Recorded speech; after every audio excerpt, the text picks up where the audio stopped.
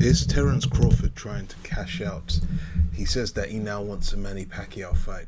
Ladies and gentlemen, you're watching Remstar Says So.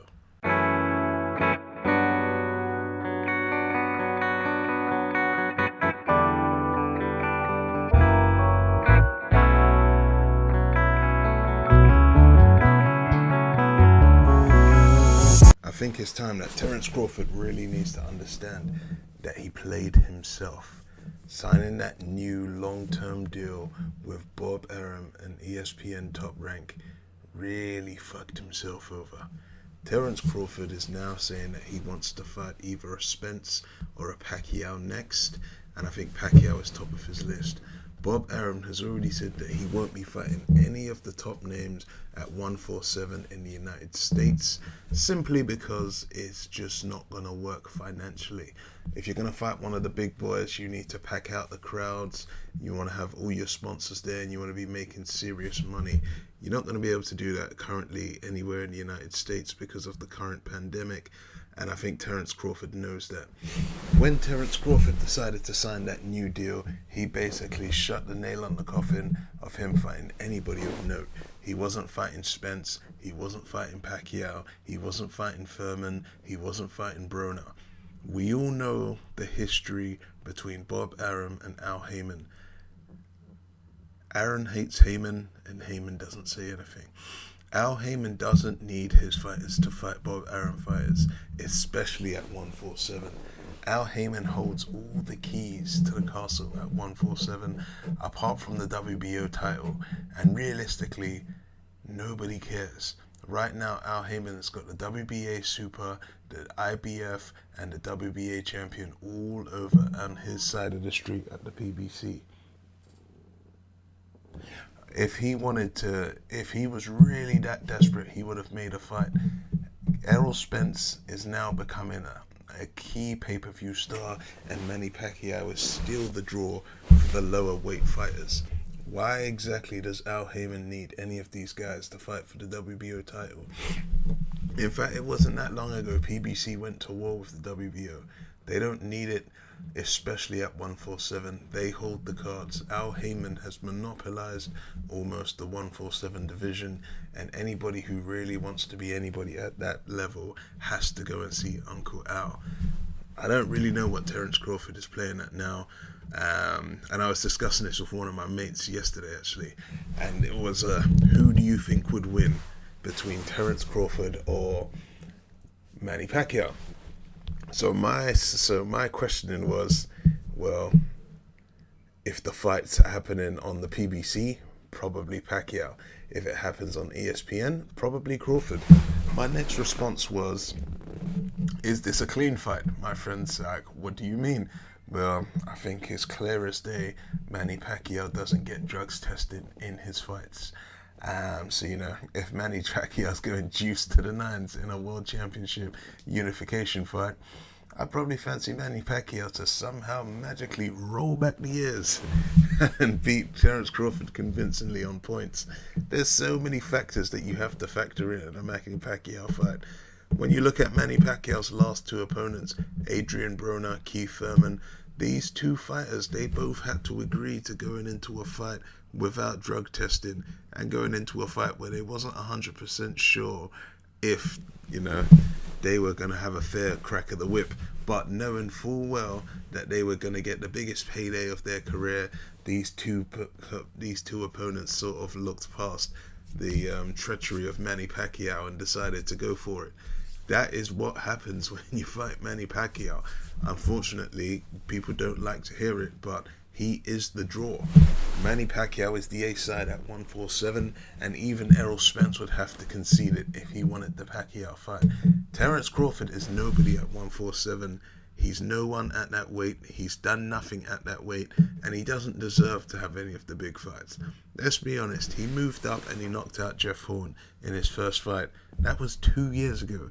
Since then, he's fought Jose Benavidez, he's fought Amir Khan, and Egis Kavalukas, or Faggot Boots, whatever people like to call him as his nickname. He's been the WBO champion for 2 years and he's done nothing. Absolutely nothing. He should have moved over to PBC. And his sort of excuse for staying with Top Rank was he was getting a bigger guaranteed purse. My thing is, if you was going over to PBC to fight the likes of Spence, yeah, if you really wanted to fight Spence and Pacquiao and Furman, you'd be getting bigger purses anyway. It's only because Terrance Crawford is happy to fight names that nobody knows, like Agigas Cavalikas. Who the hell is that? Where did Bob Arum pluck this guy from? It's just embarrassing. He's held the WBO championship hostage for 2 years. The Jeff Horn win, yeah, it was great. But what has he really done since then? Knocks out Jeff Horn in June 18, climbs back into the ring in October 18, knocks out Jose Benavidez. He knocks out Amir Khan. But let's be honest, Amir Khan was never going there to win.